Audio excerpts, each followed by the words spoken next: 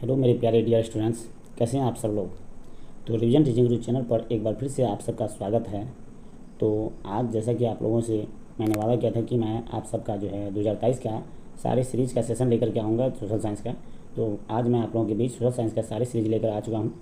तो आपके बीच पहले उसे स्टार्ट करने से पहले मैं एक मोटिवेशनल जो है ना एक आपको कोट से आपका जो है या इस वीडियो की शुरुआत करने वाला हूँ। तो इस कोट्स क्या है, चलिए हम लोग देखते हैं। क्यों रुक जाते हो 4 दिन की मेहनत के बाद। क्यों रुक जाते हो 4 दिन की मेहनत के बाद, समय लगता है बीज को फसल बनने में। तो इनका स्पष्ट जो है ना काफ़ी क्लियर है कि 4 दिन की मेहनत के बाद आप क्यों रुक जाते हो। आपको हमेशा जो है ना अपने मेहनत के पीछे लगे रहना है, रुकना नहीं है, क्योंकि समय लगता है बीज को फसल बनने में। और आप सोच रहे हैं कि अगर थोड़ा सा मेहनत करके हमारा सब कुछ हो जाएगा काम, तो ये आप गलत फहमी में हैं। आपको जो है अपने थोड़ा सा समय देना है, वक्त देना है और पूरे बेहतर ढंग से पढ़ाई करनी है और पूरे मेहनत लगा के जी जान लगा के आपको पढ़नी होगी। और आपके पास बहुत ही कम समय बच गया है। तो क्लास 10th के बोर्ड के अगर आप स्टूडेंट हैं तो आपके पास काफ़ी कम समय है और आप अपनी मेहनत जारी रखिए और आपको समय जो है ना आपका जो है बीज जल्द से जल्द फसल बन जाएगी और आप बेहतर से बेहतर कर पाइएगा अपने एग्ज़ाम में। इसी के साथ चलिए अब हम लोग अपनी क्लास की शुरुआत करते हैं। तो चलिए डियर स्टूडेंट्स, आज आप लोगों के बीच मैं लेकर के आया हूँ ये सोशल साइंस का इम्पोर्टेंट एमसीक्यू जो 2023 के एग्ज़ाम में पूछे गए थे। आज हम लोग डिस्कस करने वाले हैं सोशल साइंस के सारे ऑब्जेक्टिव क्वेश्चंस को।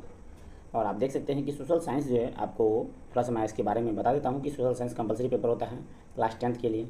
और इसमें जो है आपको कुल जो है 80 मार्क्स का जो है ना आपका फुल मार्क्स 80 होता है, क्योंकि 20 मार्क्स जो है आपको प्रैक्टिकल जो है ना स्कूल में लिए जाते हैं। तो 20 मार्क्स आपको प्रैक्टिकल के मार्क्स मिलते हैं और 80 मार्क्स के आपके एग्जाम होते हैं, जिसमें कि आपको 40 क्वेश्चंस ऑब्जेक्टिव के बनाने होते हैं। जो 40 क्वेश्चन ऑब्जेक्टिव मायने रखता है और उसी 40 क्वेश्चन ऑब्जेक्टिव को हम लोग आज डिस्कस करने वाले हैं। इसमें 40 नहीं बल्कि 80 क्वेश्चन दिए होते हैं और 40 आपको सॉल्व करने होते हैं, जिसमें कि आपका सारा सब्जेक्ट इसमें आता है। सोशल साइंस में आपको हिस्ट्री, ज्योग्राफी, इकोनॉमिक्स और सिविक्स, इसके अलावा जो है आपको आपदा प्रबंधन भी इसमें आता है।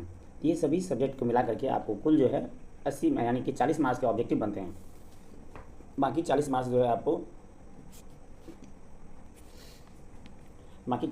जो है ये सब्जेक्टिव क्वेश्चंस होते हैं, जिसमें कि आपको 2 नंबर वाले और 4 नंबर वाले प्रश्न होते हैं। तो आइए हम लोग आज जो है ना आपके बीच में डिस्कस करेंगे सारे क्वेश्चंस को। और मैं आपको कुछ और विशेष बात इसमें बता दूं कि सोशल साइंस में आपको जो है ना कुल यहाँ पे देख सकते हैं ओएमआर भरने के लिए तो आपको सारा दिया जाता है। सभी सेक्शन वाइज इसमें बटा होता है, हिस्ट्री सिविक्स इसमें सारे बटे होते हैं ना। और 1 से 80 तक आपको प्रत्येक प्रश्न के 4 विकल्प इसमें दिए होते हैं और आपको ओएमआर शीट में केवल 40 प्रश्न का ही उत्तर देना है। 80 क्वेश्चन होते हैं जिसमें कि 40 प्रश्न का ही उत्तर आपको इसमें भरना होता है, ठीक है। जबकि इसमें आपको टोटल तो 40 आपको ऑब्जेक्टिव हो गए, 40 आपको ऑब्जेक्टिव क्वेश्चन होंगे, है ना। जबकि बाकी 40 मार्क्स में आपको जो है ना हिस्ट्री आते हैं, ये सब सब्जेक्ट जो है मिक्स करके आता है। इधर जो है ऑब्जेक्टिव आपको सारा मिक्स करके आएगा, जबकि हिस्ट्री का इसमें अलग जो है आपको हिस्ट्री का अलग सब्जेक्टिव, ज्योग्राफी का अलग सब्जेक्टिव आएगा आपको। इसके अलावा इकोनॉमिक्स का अलग आएगा। इसके अलावा आपको पॉलिटिकल साइंस बोलिए या फिर इसको सिविक्स बोल सकते हैं, सिविक्स है ना, सिविक्स का अलग आएगा आपको सिविक्स। और इसके अलावा आपदा प्रबंधन का एक आता है आपको, डिजास्टर जिसको नेचुरल डिजास्टर कहते हैं। तो ये 5 पेपर इसमें जो है ना आपको आते हैं, जिसमें आपदा प्रबंधन से लगभग 4 यानी कि 4 मार्क्स के होते हैं, सिविक्स 8 मार्क्स के होते हैं, इकोनॉमिक्स 8 मार्क्स के होते हैं और 10-10 आपको हिस्ट्री होते हैं, है ना। तो इस टाइप से आपके जो है कुल 40-40-80 मार्क्स के आपको जो है ना सोशल साइंस के क्वेश्चंस एग्जाम में आते हैं। तो चलिए बिना देरी करते हुए हम लोग जो है ना आज सोशल साइंस के सभी ऑब्जेक्टिव क्वेश्चंस को कवर करने वाले हैं और उसको देखने वाले हैं किस प्रकार जो है आपके सोशल साइंस के क्वेश्चन जो है 2023 में बने थे। और बहुत ही इंपॉर्टेंट क्वेश्चंस हैं और इन क्वेश्चंस को आप वीडियो को पूरा देखिएगा। अगर वीडियो को आप पूरा देखते हैं तो आपको बहुत सारे क्वेश्चंस याद हो जाएंगे और आप भी खुद अपने से इसका आंसर देने का प्रयास करेंगे। और हमारी इस वीडियो बनाने से आपको अगर थोड़ा भी बेनिफिट हो रहा है तो ज़रूर आप कमेंट सेक्शन में बताएंगे। और अगर आपको कहीं भी हमारी वीडियो में त्रुटि लग रही है, कहीं भी आपको समस्या है, तो आप कुछ भी जो है ना हमें एडवाइस दे सकते हैं, हमारे कमेंट सेक्शन में सलाह दे सकते हैं कि अगर आपको वीडियो में कहीं कोई तरह का प्रॉब्लम, कोई इशू है तो बिल्कुल आप बता सकते हैं। तो अगर हमारे चैनल को सर्च करना चाहते हैं तो यूट्यूब चैनल पे #रिवीजन टीचिंग गुरु 07 के नाम से हमारा ये चैनल है। और इस पर आपको जो है ना इससे पहले मैं हिंदी और संस्कृत का 2023 के MCQs का डिस्कशन कर चुका हूँ पिछली वीडियो में, जो मैं डिस्क्रिप्शन बॉक्स में डाल दूँगा। तो आप उन्हें अगर नहीं देखे हैं तो उन्हें भी आप देख लीजिएगा कि पिछले प्रीवियस ईयर के क्वेश्चंस किस ढंग के पूछे गए थे 2023 में हिंदी और संस्कृत के पेपर, ठीक है। तो चलिए बिना देरी करते हुए हम लोग शुरू करते हैं आज आपको सोशल साइंस के पेपर। आइए तो देख सकते हैं इसमें जो है आपको पहला सवाल है, ये आपको हिस्ट्री से दिख रहा है। पहला सवाल ये सवाल है कि वल्लभ भाई पटेल मतलब सरदार वल्लभ भाई पटेल को सरदार की उपाधि, यहाँ तो सरदार वल्लभ भाई पटेल को सरदार की उपाधि किस किसान आंदोलन के दौरान दी गई थी। तो यह क्वेश्चन आपको आधुनिक भारत के इतिहास से क्वेश्चन है, जो कि आपके हिस्ट्री बुक से लिया गया है। वल्लभ भाई पटेल को सरदार की उपाधि किस आंदोलन के दौरान मिली थी। तो वल्लभ भाई पटेल को जो सरदार की उपाधि मिली थी वो मिली थी आपको बारदोली आंदोलन के नेतृत्व में। इसमें बारदोली आंदोलन, बारदोली आंदोलन में सरदार वल्लभ भाई पटेल ने बहुत ही महत्वपूर्ण भूमिका निभाई, जिसमें कि बहुत सारे किसानों को बहुत सारे टैक्सों से मुक्ति दिलाई, जिसके कारण जो है ना इस आंदोलन के महिलाओं ने इन्हें सरदार की उपाधि दी। बारदोली की महिलाओं ने इन्हें सरदार की उपाधि दी। आइए नेक्स्ट क्वेश्चन को हम लोग देखते हैं। निम्न में से किन्हें सीमांत गांधी के नाम से जाना जाता है। तो जब भी सीमांत गांधी का नाम आए, सीमांत गांधी, तो आप एक ही नाम याद रखेंगे, खान अब्दुल गफ्फार खान। सीमांत गांधी खान अब्दुल गफ्फार खान के नाम से जाना जाता है। आइए अगले क्वेश्चन, ये भी आपको हिस्ट्री से ही है, अभी हिस्ट्री से ही चल रहा है। भारत सरकार अधिनियम 1919 को किस नाम से जाना जाता है। तो भारत सरकार अधिनियम 1919 को जो है ना मॉन्टेग्यू चेम्सफोर्ड सुधार अधिनियम के नाम से भी जाना जाता है, क्योंकि 1919 के समय में यह वही समय जिसमें रॉलेट एक्ट आया था। रॉलेट एक्ट काला कानून जो कि भारत में चल रहा था, है ना। रॉलेट एक्ट आया था उस समय में, और उसी समय में जो है ये चेम्सफोर्ड जो है भारत के वायसराय के रूप में मौजूद थे, है ना। तो उस समय की ही घटना है जिसमें कि भारत सरकार अधिनियम 1919 लाया गया था। यह जो है एक मतलब भारत सरकार के अतिरिक्त एक कानून था, जिसे सुधार कानून के हिसाब से नाम से जाना जाता था। ये अंग्रेजों के द्वारा हर 10 साल में लाया जाता था। तो भारत सरकार अधिनियम 1919 को मॉन्टेग्यू चेम्सफोर्ड योजना के नाम से जाना गया। मॉन्टेग्यू चेम्सफोर्ड योजना यह जलियांवाला बाग हत्याकांड के बाद लाया गया था। आइए नेक्स्ट क्वेश्चन देखते हैं हम लोग। नेक्स्ट क्वेश्चन है कि अंकोर वाट मंदिर कहाँ है। ये बहुत ही फेमस क्वेश्चन है और वीवीआई क्वेश्चन भी कर सकते हैं। सॉरी, अंकोर वाट का मंदिर का निर्माण किसने करवाया। तो ये सबसे पहली बात, अंकोर वाट मंदिर कहाँ है, अगर ये पूछ दिया जाए, क्योंकि हो सकता है अगले एग्जाम में आपको पूछ दिया जाए, तो वो कंबोडिया में है। अंकोर वाट का मंदिर कहाँ है, कंबोडिया। यह एक देश है कंबोडिया जहाँ पे अंकोर वाट का मंदिर है। इसके अलावा जो है इनका जो निर्माण है वो सूर्यवर्मन द्वितीय ने करवाया था। सूर्यवर्मन द्वितीय ने इनका निर्माण करवाया, अंकोर वाट मंदिर कंबोडिया में। ठीक है, ये क्वेश्चन नंबर 4 का आपका आंसर हो जाएगा बी। आइए अगले क्वेश्चन पर लोग चलते हैं। अगला क्वेश्चन है कि बोल्शेविक दल का कार्यक्रम अप्रैल थीसिस किसने लिखा था।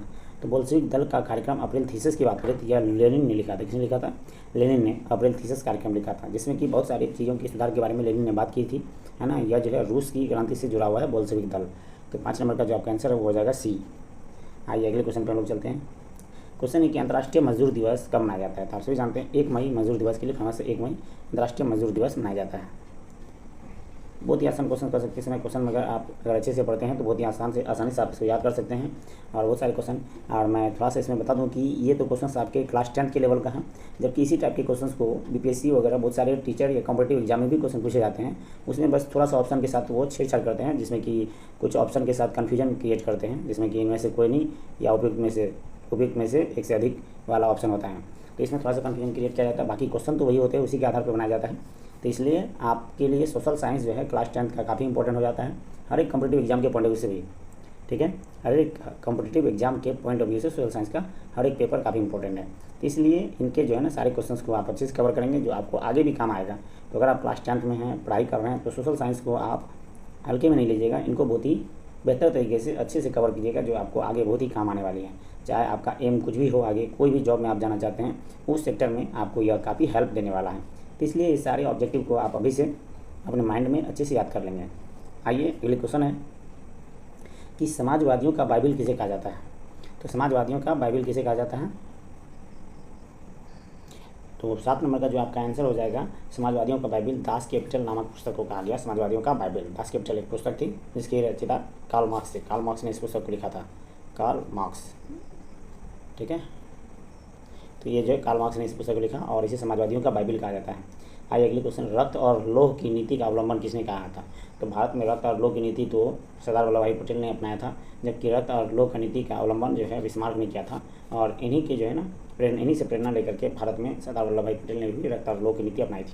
तो इसलिए सरदार वल्लभ भाई पटेल को लौह पुरुष के नाम से भी जाना जाता है। आइए इसके बाद नेक्स्ट क्वेश्चन है कि निम्न में से कौन प्राकृतिक आपदा नहीं है। इसमें कौन सी प्राकृतिक आपदा, बहुत ही आसान क्वेश्चन है। आप जानते हैं सुनामी तो प्राकृतिक है, सुनामी ये प्राकृतिक है, ठीक ना। उसके बाद भूकंप आपको ये भी प्राकृतिक है, बाढ़ भी प्राकृतिक है, लेकिन महामारी प्राकृतिक आपदा नहीं है। तो आइए अगले क्वेश्चन पर हम लोग चलते हैं, क्योंकि महामारी जो है वो तो जो है इंसानों की वजह से फैलती है, तो जो इंसानों की वजह से फैलती है वो प्राकृतिक आपदा नहीं हो सकती है।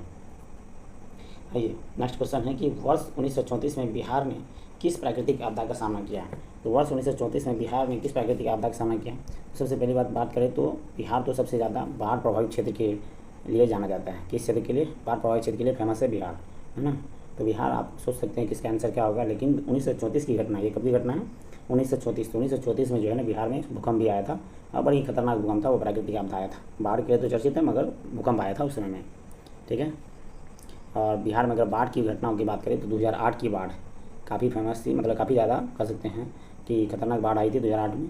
और इस बार भी 2025 में बहुत ही भयावह बाढ़ है बिहार में, बहुत सारी तबाही हुई है इसमें भी। तो आइए अगली वीडियो में चलते हैं। कच्छ प्रदेश किस भूकंपीय पेटी के संबंधित है? तो कच्छ प्रदेश किस भूकंपीय पेटी से संबंधित है? तो मैं आप सभी को थोड़ा सा कुछ बता दूं कि भूकंप जोन के हिसाब से इसे 2 से लेकर के 5 तक बांटा गया। 2, 3, 4, 5 क्षेत्र में बांटा गया भूकंप जोन में। तो जो भूकंप जोन के 5 क्षेत्र में आते हैं वो सबसे ज़्यादा सेंसिटिव जोन होता है, सबसे खतरनाक जोन कह सकते हैं। 4 और 5 ये ज़्यादा खतरनाक जोन में आ सकते हैं और 2, 3 थोड़ा सा कम खतरनाक होते हैं, है ना। तो इसमें दिया हुआ कच्छ प्रदेश किस भूकंपीय पेटी से संबंधित है? तो 11 नंबर का जो आपका आंसर हो जाएगा वो जोन 5 में है, क्योंकि ये खतरनाक क्षेत्र में आते हैं, वहाँ पे काफ़ी ज़्यादा ज्वार या भूकंप आते रहते हैं, ठीक है। ये जोन 5 में है। और मैं बता दूँ कि हमारा बिहार भी जो है इस सेंसिटिव जोन के अंतर्गत ही आता है ना, 5 नंबर में, बिहार के बहुत सारे इलाके। आइए नेक्स्ट क्वेश्चन है, महासागर तल में कंपन को क्या कहते हैं? जब महासागर के तल में कंपन होती है तो सुनामी आती है, तो उसे सुनामी कहते हैं। 12 नंबर का जो आपका आंसर है वो हो जाएगा सी। अगले क्वेश्चन पे आते हैं, मलबे के नीचे दबे हुए लोगों का पता लगाने के लिए किस यंत्र की मदद ली जाती है? जब मलबे के नीचे ये कोई भी लोग दबे होते हैं तो उससे कौन से यंत्र का पता करते हैं? तो वो होता है इंफ्रारेड कैमरा से उसे पता किया जाता है। 13 नंबर का आंसर आपका बी हो जाएगा। इंफ्रारेड कैमरा से मलबे के नीचे दबे लोग को आसानी से निकाला जा सकता है। इसके बाद भारत का संविधान सभा का गठन भारत में कब हुआ था? भारत में संविधान सभा का गठन जो हुआ था वो 1946 में हुआ था। 14 नंबर का जो आपका आंसर है वो हो जाएगा ए। इसके बाद नेक्स्ट क्वेश्चन है आपको, एन क्रुमा कहाँ के राष्ट्रपति बने थे? तो एन क्रुमा जो है आपको 15 नंबर का आंसर हो जाएगा घाना। एन क्रुमा घाना के राष्ट्रपति चुने गए थे। ये 2023 में उसमें नया कोई राष्ट्रपति बना होगा तो इसलिए उसके बारे में भी दे दिया कुछ। एन क्रुमा घाना के राष्ट्रपति बने थे। आइए अगले क्वेश्चन पे चलते हैं हम लोग। राजनीतिक दलों की मान्यता और उसका चिन्ह प्रदान किया जाता है। राजनीतिक दलों का मान्यता और चिन्ह किसके द्वारा प्रदान किया जाता है? तो आप सभी जानते हैं कि यह जो चिन्ह है यह सब निर्वाचन आयोग द्वारा ही प्रदान किया जाएगा। 16 नंबर का आपका सी हो जाएगा आंसर, क्योंकि वोट जो है सारा जो है ना ये निर्वाचन आयोग द्वारा ही निर्धारित किया जाता है सब कुछ, मतलब आपको वोटिंग करना वगैरह और बूथ वगैरह। इसके बाद है, बिहार के विकास के बिना भारत का विकास संभव नहीं है। यह कथन किसने कहा था? सोचिए कि ये कथन बहुत ही कितना ही अच्छे कथन है कि बिहार के विकास के बिना भारत का विकास संभव ही नहीं है। यह कथन किसने कहा था? 17 नंबर का जो आपका आंसर होगा वो हो जाएगा बी नंबर का, यानी कि एपीजे अब्दुल कलाम आज़ाद ने कहा था कि बिहार के विकास के बिना भारत का विकास संभव ही नहीं है। वो किसने कहा था? एपीजे अब्दुल कलाम आज़ाद ने। आइए अगले नेक्स्ट क्वेश्चन पे चलते हैं हम लोग। भारत में योजना आयोग का गठन कब हुआ था? भारत में योजना आयोग का गठन आप सभी जानते हैं 15 मार्च 1950 को योजना आयोग का गठन हुआ था और इसे तो 1 जनवरी 2020 को चेंज कर दिया गया था मोदी जी के द्वारा। इसे इनके भारत में योजना आयोग का जो है 18 नंबर का जो आपका आंसर ए हो जाएगा 15 मार्च 1950 को, और इसे बदल दिया गया है।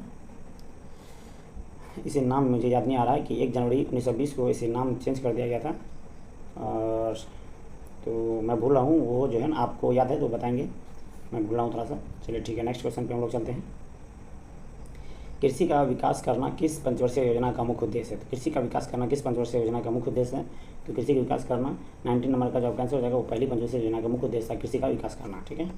आइए अगले क्वेश्चन पे चलते हैं हम लोग। मानव विकास रिपोर्ट का प्रकाशन निम्न में से किसके द्वारा किया गया है?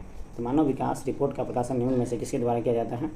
तो आप देख सकते हैं इसमें 20 नंबर का आपका आंसर हो जाएगा सी नंबर, यानी UNDP, United Nation Development Programme. तो ये जो है नाम में ही है यूनाइटेड नेशन डेवलपमेंट प्रोग्राम जो मानव विकास रिपोर्ट का प्रकाशन करता है।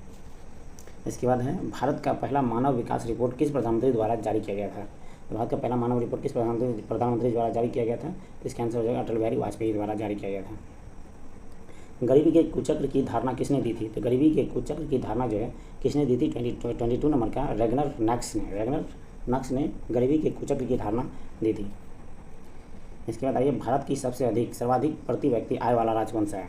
तो भारत में मतलब आय की दृष्टि सबसे अधिक आय वाला कौन सा राज्य है, मतलब जहाँ पे सबसे ज़्यादा पैसा है प्रति व्यक्ति को, तो वो गोवा हो जाएगा। आपका आंसर नंबर 23 का आंसर जो हो जाएगा वो 23 का आंसर जो हो जाएगा वो हो जाएगा आपको बी नंबर, यानी महाराष्ट्र में प्रति व्यक्ति आय सबसे अधिक है, महाराष्ट्र में, गोवा में नहीं। न्यू रिपोर्ट के अकॉर्डिंग वर्ष भर में किसी देश में अर्जित आय की कुल मात्रा को क्या कहते हैं? तो एक साल में किसी देश में अर्जित आय की कुल मात्रा को क्या कहते हैं? वो कहते हैं राष्ट्रीय आय, देश में एक साल में। तो वो राष्ट्रीय आय कहलाती है। भारतीय वन्यजीव बोर्ड अधिनियम का गठन कब हुआ? तो 25 नंबर का आपका आंसर हो जाएगा बी, यानी कि 1952 में गठन हुआ था। इसके बाद आयुर्वेद के जनक कौन है? तो आप सभी जानते हैं आयुर्वेद के जनक बहुत ही आसान है, 26 नंबर का चरक है आयुर्वेद के जनक। इसके बाद आइए अगले क्वेश्चन पे, टैक्सोल का उपयोग कहाँ होता है? ये बहुत ही फेमस क्वेश्चन है और बहुत बार एग्जाम में पूछा जाता है हर बार। तो टैक्सोल का जो उपयोग होता है वो कैंसर रोग के इलाज के लिए किया जाता है। 27 नंबर का आंसर सी हो जाएगा आपका। और ये टैक्सोल जो पौधे होते हैं इसका जो है ना, जिसकी छाल आपको सुंदरवन के जंगलों में पाए जाते हैं। इसके अलावा ये निम्न में से कौन नवीकरणीय ऊर्जा स्रोत है? तो नवीकरणीय ऊर्जा स्रोत मतलब होता है जिसे आप नया कर सकते हैं, जिसे आप नया कर सकते हैं वो क्या कहलाएगा? नवीकरणीय ऊर्जा स्रोत, जिसे नया किया जा सकता है। तो कोयला एक बार जल जाए तो क्या आप उसे नया कर सकते हैं? कोयला को जो नया नहीं कर सकते हैं। तो सौर ऊर्जा को नया कर सकते हैं, पेट्रोलियम को नया कर सकते हैं, प्राकृतिक गैस को नया कर सकते हैं। तो आप सौर ऊर्जा को नया कर सकते हैं। तो 28 नंबर का जो आपका आंसर हो जाएगा वो हो जाएगा बी नंबर। ठीक है, बाकी पेट्रोलियम भी जल जाए तो उसे फिर वापस नहीं ला सकते, प्राकृतिक गैस भी जल जाए तो वापस नहीं ला सकते हैं। भारत का सबसे लंबा बांध कौन सा है? 29 नंबर का जो आपका आंसर हो जाएगा वो हो जाएगा हीराकुंड बांध। कौन सा बांध? हीराकुंड बांध 29 नंबर का ए, जो महानदी पर बनाया गया। हीराकुंड बांध कौन सी नदी पर? महानदी पे। कहलगांव तापीय विद्युत परियोजना कहाँ है? तो कहलगांव तापीय विद्युत परियोजना की बात करें 30 नंबर का जो है यह आपको भागलपुर में है। कहाँ है? भागलपुर में। इसके बाद है भूकंप की सर्वाधिक विनाशकारी तरंग कौन सी है? भूकंप की अगर बात करें तो सबसे अधिक विनाशकारी तरंग कौन सी है? तो इसकी सबसे अधिक विनाशकारी तरंग आपको सी नंबर यानी एल तरंग होगी। कौन सी? एल तरंग जो है सबसे अधिक विनाशकारी होती है, जो धरा पे चलती है। तो निम्न में किस नदी को बिहार का शोक कहा जाता है? इस क्वेश्चन को तो बच्चा आंसर दे सकता है कि बिहार में सबसे ज़्यादा शोक कौन सी नदी मनाता है? कौन सी नदी शोक लाती है? यानी शोक मतलब दुख पीड़ा देने वाली सबसे ज़्यादा नदी वो है कोसी नदी। नेक्स्ट क्वेश्चन है सहकारिता प्रांतीय सरकारों का हस्तांतरण योग्य विषय कब बनी? सहकारिता प्रांतीय सरकारों का हस्तांतरण योग्य विषय कब बन गई? तो 33 नंबर का आपका आंसर हो जाएगा बी नंबर आंसर, यानी 1919। ठीक है, मैग्नीज उत्पादन में अग्रणी राज्य कौन सा है? तो मैग्नीज उत्पादन में अग्रणी राज्य कौन सा है? तो ये जो आपका है अग्रणी राज्य मैग्नीज उत्पादन में आपका हो जाएगा कर्नाटक। आंसर 34 नंबर का वो उड़ीसा हो जाएगा। मैग्नीज में सबसे अधिक उड़ीसा है। तो मैग्नीज उत्पादन में सबसे अधिक जो है अग्रणी राज्य है वो उड़ीसा। अगले क्वेश्चन पे आइए, निम्न में से कौन लो अयस्क के एक प्रकार है? तो आप जानते हैं लो अयस्क के प्रकार है हेमेटाइट, मैग्नेटाइट, सिडेराइट, लिमोनाइट। तो इसमें हेमेटाइट, लिग्नाइट, बिटुमिनस, लिग्नाइट ये तो कोयले का प्रकार है। तो लो अयस्क के प्रकार है वो आपको हेमेटाइट। कौन होगा? हेमेटाइट। 35 का बी। इसके बाद अगले क्वेश्चन पे चलिए 36 नंबर में देखिए, भाखड़ा नांगल परियोजना कौन सी नदी पे? तो भाखड़ा नांगल परियोजना आप सभी जानते हो सतलज नदी पे बनाया गया। कौन सी नदी पे? सतलज नदी पे। 36 का हो जाएगा आपको बी नंबर आंसर। इसके बाद है निम्न में कौन भारत का पहला स्वदेशी प्रयास से बना परमाणु विद्युत केंद्र है? कौन सा भारत में स्वदेशी प्रयास से बना पहला परमाणु विद्युत केंद्र है? तो 37 नंबर का जो आंसर होगा वो डी, कल्पक्कम परमाणु विद्युत केंद्र। आइए अगले क्वेश्चन पे, हिमाचल प्रदेश के मणिकरण में किस प्रकार का ऊर्जा संयंत्र है? तो हिमाचल प्रदेश के मणिकरण में किस प्रकार का ऊर्जा संयंत्र है? तो जो 38 नंबर का आंसर हो जाएगा वो आपका बी हो जाएगा, भूतापीय ऊर्जा संयंत्र है। इसके बाद प्राकृतिक गैस किस खनिज के साथ पाया जाता है? प्राकृतिक गैस किस खनिज के साथ पाया जाता है? तो प्राकृतिक गैस किस खनिज के साथ? वो पेट्रोलियम के साथ आपको मिलेंगे प्राकृतिक गैस। तो याद रखेंगे पेट्रोलियम मतलब आप पेट्रोल नहीं समझ लीजिएगा, ये पेट्रोलियम का मतलब होता है कि आपको जो है ना इसमें पेट्रोलियम के अंतर्गत आपको इसको रिफाइन करके मतलब साफ़ करके इनसे पेट्रोल से बहुत सारी चीज़ निकाले जाते हैं। याद रखेंगे इनसे आपको पेट्रोल निकलता है, पहले तो पेट्रोल भी निकलता है, इसके बाद आपको डीजल निकलता है, केरोसिन निकलता है, इनसे जो है पेट्रोलियम से प्राप्त किया जाता है ये सब चीज़। इसके अलावा प्राकृतिक गैस निकलेगा बहुत सारा, है ना, प्राकृतिक गैस भी निकलेगा आपको। तो ये सारी चीज़ अलग अलग जो है ना जब रिफाइन किया जाता है, पेट्रोलियम जो है ये सब का मिक्सचर है, और जब इसको मशीन में डाल के रिफाइन किया जाता है तो इसमें सब का अलग अलग बॉक्स में ये भर जाता है, पेट्रोलियम, डीजल, ये सब अलग अलग भर जाता है ना। तो इस टाइप से ये जो है ना याद रखेंगे पेट्रोलियम इन सब का मिक्स रूप होता है। तो पेट्रोलियम मतलब पेट्रोल नहीं समझेंगे, ठीक है। तो प्राकृतिक गैस किस खनिज के साथ पाया जाता है? तो वो पेट्रोलियम के साथ पाया जाता है, यानी प्राकृतिक गैस भी इसके साथ होते हैं। इसके बाद ब्रिटेन के सहयोग से कहाँ लो इस्पात उद्योग बनाया गया? तो ब्रिटेन के सहयोग से कहाँ पे लो इस्पात उद्योग बनाया गया? वो हो जाएगा दुर्गापुर आंसर आपका। अगले क्वेश्चन पे चलते हैं, निम्न में से कौन क्षेत्रीय पार्टी है? तो 41 नंबर का आंसर हो जाएगा कौन क्षेत्रीय पार्टी है? आपको लोक जनशक्ति पार्टी एक क्षेत्रीय पार्टी है। इसके बाद बांग्ला किस राजनीतिक दल का चुनाव चिन्ह है? तो बांग्ला जो है किस राजनीतिक दल का चुनाव चिन्ह है? वो है लोक जनशक्ति पार्टी का चुनाव चिन्ह बांग्ला है। नर्मदा घाटी परियोजना किन राज्यों से होकर गुजरती है? तो नर्मदा घाटी परियोजना की बात करें तो यह किन राज्यों से होकर गुजरेगी? इसका आंसर हो जाएगा 43 नंबर का आपका डी, गुजरात, महाराष्ट्र और मध्य प्रदेश से होकर के गुजरती है। इसके बाद है निम्न में कौन भारतीय किसान यूनियन के प्रमुख नेता थे? निम्न में कौन भारतीय किसान यूनियन के प्रमुख नेता थे? तो 44 नंबर का जो आपका आंसर हो जाएगा वो सी हो जाएगा, महेंद्र सिंह टिकैत भारतीय किसान यूनियन के प्रमुख नेता थे। इसके बाद जिला परिषद का कार्यकाल कितने वर्ष का होता है? तो जिला परिषद के कार्यकाल की बात करें 45 नंबर का आंसर हो जाएगा 5 वर्ष। कितने? 5 वर्ष के होते हैं जिला परिषद का कार्यकाल। बिहार में पंचायती राज की प्रणाली कहाँ हुई थी? बिहार में पंचायती राज की शुरुआत प्रणाली सबसे पहले कहाँ से हुई थी? 46 नंबर का आपका आंसर राजस्थान हो जाएगा, क्योंकि यहाँ से पंचायती राज की शुरुआत हुई थी। इसके बाद ग्राम पंचायत का प्रधान कौन होता है? तो आप सभी जानते हैं ग्राम पंचायत का प्रधान मुखिया होता है। 47 नंबर का आपका आंसर हो जाएगा डी। अगले क्वेश्चन पे चलते हैं। राज्यपाल की नियुक्ति कौन करता है? तो राज्यपाल की नियुक्ति राष्ट्रपति करता है। राज्यपाल की नियुक्ति कौन करेंगे? राष्ट्रपति। और अगर प्रधानमंत्री की नियुक्ति पूछे तो भी राष्ट्रपति, और उपराष्ट्रपति की नियुक्ति भी आपको राष्ट्रपति ही करते हैं। चलिए अगले क्वेश्चन पे चलते हैं। जबकि मुख्यमंत्री की नियुक्ति पूछे तो ये राज्यपाल करते हैं। तो इसमें थोड़ा सा मैं एक बार बता देता हूँ आपको, ताकि आप कंफ्यूज ना हो। सॉरी, ये इसमें देखिए, ये जो राष्ट्रपति है, राज्यपाल की नियुक्ति कौन करेगा? राष्ट्रपति करेगा। प्रधानमंत्री की नियुक्ति कौन करेगा? वो भी राष्ट्रपति ही करता है। इसके अलावा जो उपराष्ट्रपति की नियुक्ति कौन करता है? तो वहाँ भी राष्ट्रपति का ही काम होता है उपराष्ट्रपति में। उसके बाद जो है मुख्यमंत्री की नियुक्ति कौन करेगा? तो ये राज्यपाल करता है। राज्य के राज्यपाल यानी राज्यपाल करेंगे, है कि नहीं, मुख्यमंत्री की नियुक्ति। तो इस टाइप से आपको ये याद रहना चाहिए। इसके बाद आंग सान सू की संबंध किस देश से है? तो आंग सान सू की के संबंध 49 नंबर का आंसर हो जाएगा बी, म्यांमार से है। इसके बाद है भारतीय राष्ट्रीय कांग्रेस की स्थापना कब हुई? तो भारतीय राष्ट्रीय कांग्रेस की स्थापना 1885 ईस्वी में हुई थी। भारतीय राष्ट्रीय कांग्रेस जो है ना, यह अंग्रेजों के लिए एक सहारा का काम करता था। अंग्रेजों के खिलाफ अगर कोई भी बोलना चाहते थे तो भारतीय राष्ट्रीय कांग्रेस के द्वारा वो उनको दबा दिया जाता था। ये एक अंग्रेजों की रणनीति थी भारतीय राष्ट्रीय कांग्रेस की स्थापना करना। लेकिन भारत के नेताओं का भी उद्देश्य था कि भारत के लोगों का समस्याओं को दूर किया जाए, तो इसलिए उन्होंने भी इस संगठन को बनाने के लिए तैयार हो गए थे। इसके बाद बोलीविया के में जनसंघर्ष का मुख्य कारण क्या था? तो बोलीविया में जनसंघर्ष का मुख्य कारण क्या था? 51 नंबर का जो आपका आंसर हो जाएगा वो हो जाएगा ए, पानी की कीमत में वृद्धि होना बोलीविया के जनसंघर्ष का मुख्य कारण था। इसके बाद निम्न में से किस पत्र ने रातों रात वर्नाक्युलर प्रेस एक्ट से बचने के लिए अपनी भाषा बदल दी? सोचिए, ये अमृत बाजार पत्रिका थी। आपको जो है ना, अगर आप हिस्ट्री बुक खोलेंगे तो उसमें बॉक्स में दिया हुआ है कि रातों रात इन्होंने अपने प्रेस एक्ट से बचने के लिए अपनी भाषा बदल दी। अब देखिए, ये क्वेश्चन हिस्ट्री में आपको 10th में भी दिया हुआ है, और ये क्वेश्चन आप 6th का बुक में 7th का बुक में देखेंगे तो वहाँ भी आपको मिलेगा।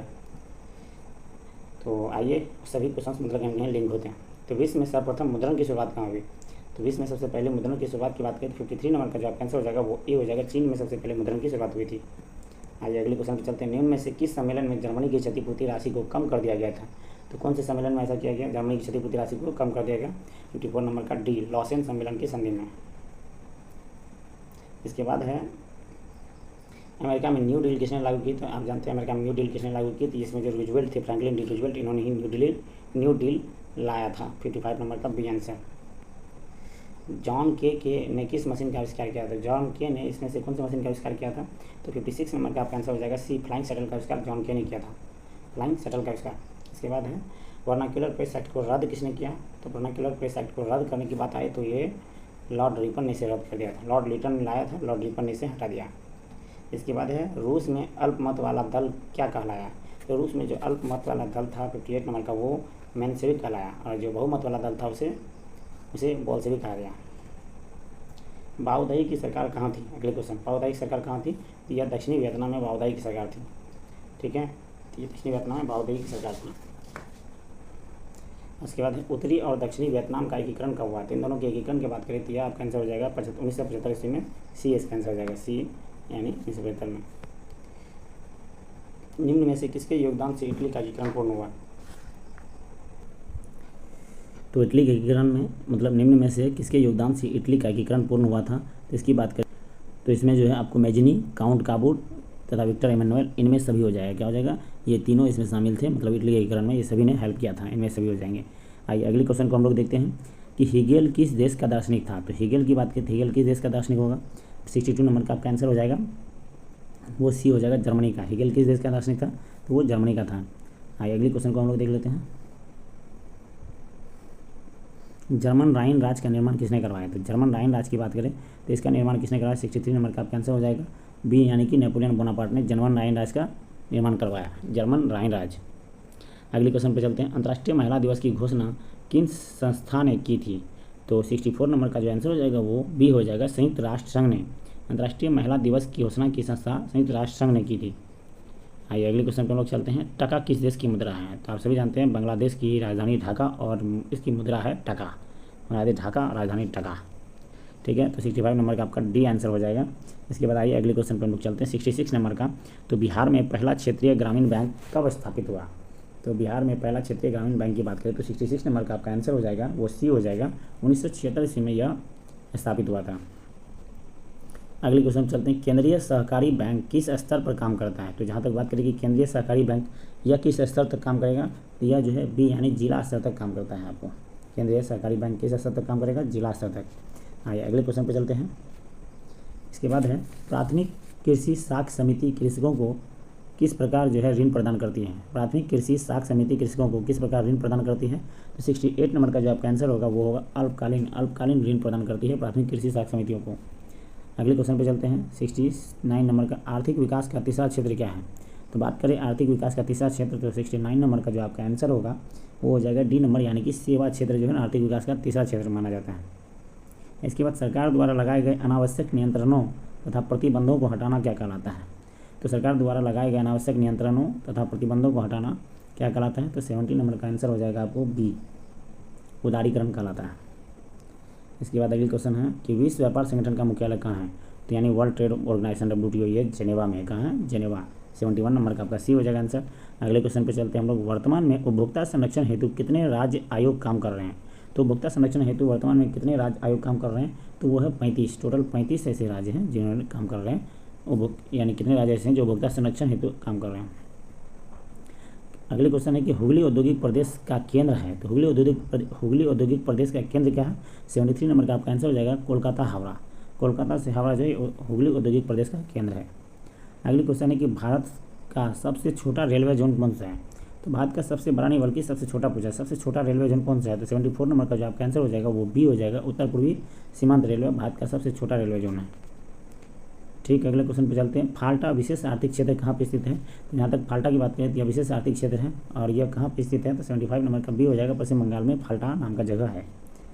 इसके बाद है आर्थिक क्षेत्र वो। भारत का पहला सीमेंट संयंत्र कहाँ स्थापित हुआ? तो भारत का पहला सीमेंट संयंत्र की बात करें तो ये कहाँ स्थापित हुआ? 76 नंबर का आंसर हो जाएगा आपको डी, यानी चेन्नई में स्थापित हुआ। अगले क्वेश्चन को देखते हैं। भारत का बर्मिंघम किस शहर को कहा जाता है? तो भारत का बर्मिंघम जो है 77 नंबर का आंसर हो जाएगा, बी नंबर का आंसर जमशेदपुर को कहा जाता है भारत का बर्मिंघम। अगले क्वेश्चन पे चलते हैं। भारत का बर्मिंघम किस शहर को कहा जाता है? तो ये कहा जाता है आपको जमशेदपुर को। किसको कहा जाता है? जमशेदपुर को। आइए अगले क्वेश्चन पे चलते हैं हम लोग कि निम्न में से कौन सा जीवाश्म ईंधन है? तो जीवाश्म ईंधन जिसमें से जीवों का अंश पाया जाता है, तो 78 नंबर का जो आपका आंसर हो जाएगा वो डी हो जाएगा। इनमें सभी जीवाश्म ईंधन है क्योंकि प्राकृतिक गैस, कोयला, पेट्रोलियम सब जीवाश्म ईंधन का ही उदाहरण है। बाघ परियोजना की शुरुआत कब हुई? तो बाघ परियोजना के बारे में बात करें तो 79 का हो जाएगा बी नंबर। 1973 ईस्वी में बाघ परियोजना की शुरुआत हुई। इसके बाद काजीरंगा राष्ट्रीय उद्यान कहाँ स्थित है? काजीरंगा राष्ट्रीय उद्यान आपको ये लास्ट क्वेश्चन था आपको इस चैप्टर का, वो है असम में। काजीरंगा राष्ट्रीय उद्यान असम में है। तो इस प्रकार आपका जो है टोटल ये सोशल साइंस के आपके 80 क्वेश्चन समाप्त होते हैं। और आपको यह जो है 80 क्वेश्चन में से कितने क्वेश्चन आपको पहले से पता थे, कितने क्वेश्चन याद थे आपको, तो आप ज़रूर कमेंट सेक्शन में हमें कमेंट करके बताएंगे। और हमारी वीडियो आपका ये सीरीज कैसा लग रहा है, और आपको अगर पसंद आ रहा है तो हमारे इस वीडियो को लाइक, कमेंट और सब्सक्राइब जरूर करें हमारे चैनल को, और ज़्यादा से ज़्यादा शेयर करें। और मैं अब अगली वीडियो जो है आपको साइंस का लेकर के आने वाला हूँ 2023 के। इसके बाद जो है मैं 2024 का सीरीज चालू करूँगा और इस टाइप से आपके प्रीवियस ईयर्स के सारे क्वेश्चंस को मैं डिस्कस करने का प्रयास करूँगा, जिससे आपके एग्ज़ाम में जाते जाते उससे पहले आपको बहुत सारे बेनिफिट, बहुत सारे क्वेश्चंस को आप उनसे रूबरू होकर के जाएँ। और इस तरह अगर आप बस आधा घंटा अगर आप हमारे इस वीडियो को देते हैं तो आपको जो है ना बहुत सारे क्वेश्चंस आसानी से याद हो जाएंगे। तो चलिए आज के लिए इतना ही, हमारी इस चैनल पे बने रहिए। आज के लिए इतना ही। जय हिंद, जय भारत, थैंक यू।